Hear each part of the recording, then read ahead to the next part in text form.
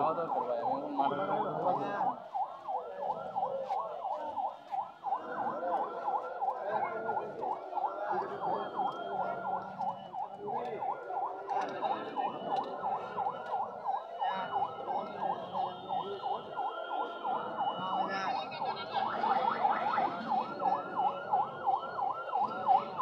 দর্শক পবিত্র ঈদুল আজহা জাতীয় মসজিদ বাইতুল মুকাররম থেকে ধর্মপ্রাণ মুসলমানরা ঈদের নামাজ শেষ করে এখন বেরিয়ে আসছেন। যেহেতু পর্যায়ক্রমে এখানে ঈদের জামাত হয় এবং প্রত্যেকটি ঈদের জামাতেই লক্ষাধিক ধর্মপ্রাণ মুসলমান এখানে অংশগ্রহণ করে।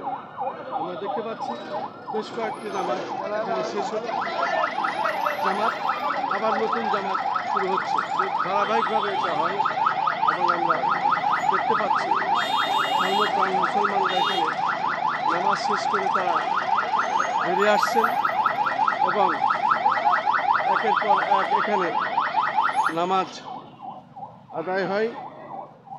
ধর্মপ্রাণ মুসলমানরা এখানে নামাজ আদায় করতে আসেন। আমরা দেখতে পাচ্ছি নামাজ আদায় করে যারা ঘরে ফিরছেন তাদের অনেকেই আমরা দেখতে পাচ্ছি।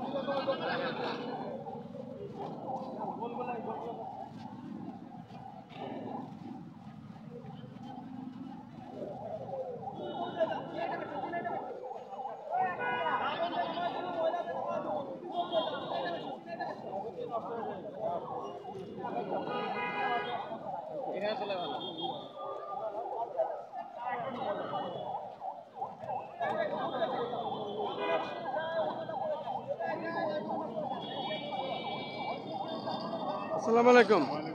ঈদ ঈদ ঈদ মুবারক।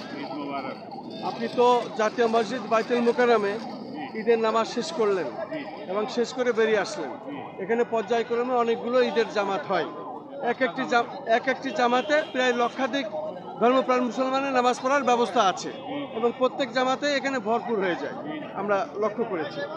পাশাপাশি আজকে ধরেন ঈদুল আজহা এবং ঈদুল আজহার নামাজ শেষে আপনার আজকে প্রতিক্রিয়া কি? আপনার কুরবানি আছে কিনা? কোথা থেকে এসেছেন?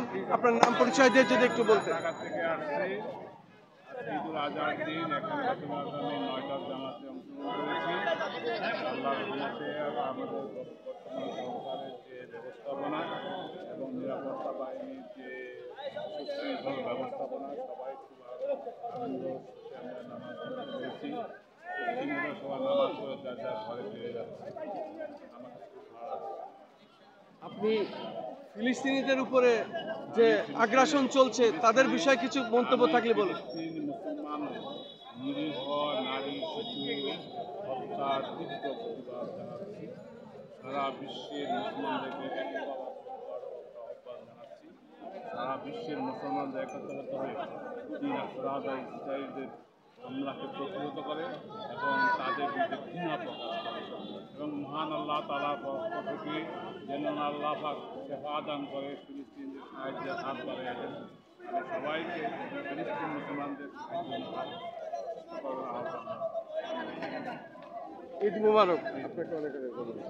শুধু দর্শক, আমরা শুনলাম এই ঈদের নামাজ শেষ করে অনেক ধর্মপ্রাণ মুসলমানদের তাদের প্রতিক্রিয়া আসলে কি। ফিলিস্তিন স্বাধীন হোক, ফিলিস্তিন স্বাধীনতা হোক, স্বাধীন চাই ধর্মপ্রাণ মুসলমানরা। আমি সেটাই প্রচার করলাম আমাদের চ্যানেলগুলির পক্ষ থেকে। আমি খন্দকার মাসুদুজ্জামান, জাতীয় প্রেস ক্লাব বিশেষ জাতীয় মসজিদ বাইতুল মুকাররম থেকে, রাজধানী ঢাকা।